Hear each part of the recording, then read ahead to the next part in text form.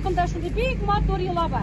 Biz uğramlar boyab berip, halktan Sabantoy için bulak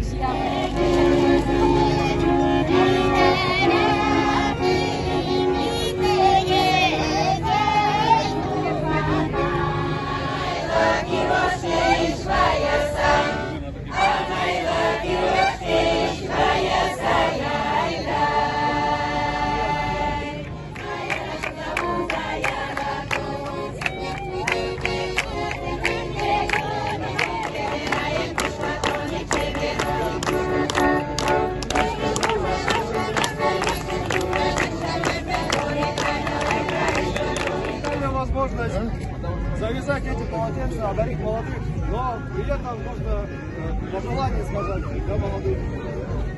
Желаю всем здоровья, счастья, благополучия.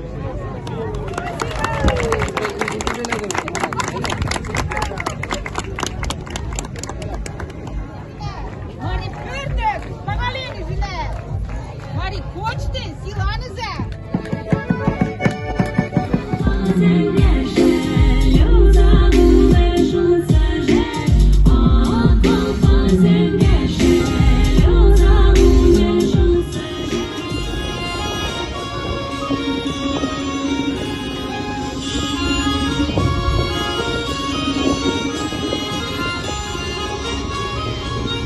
Baba yolasına doğru kalıp, ağır hizmetten so'ng vatandaşlarımni ulug' jiyinga chaqiram.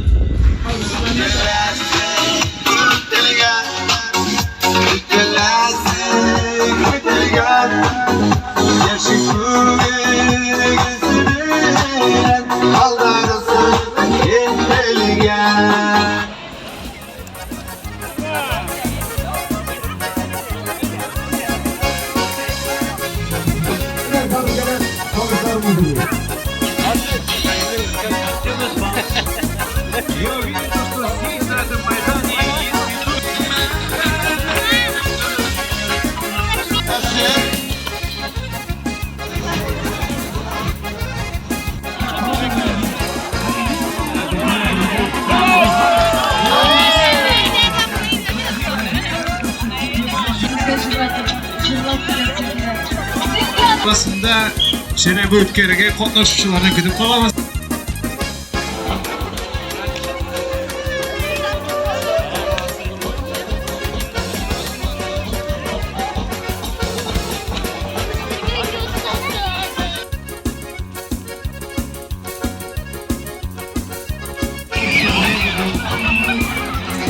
Bizga ateş.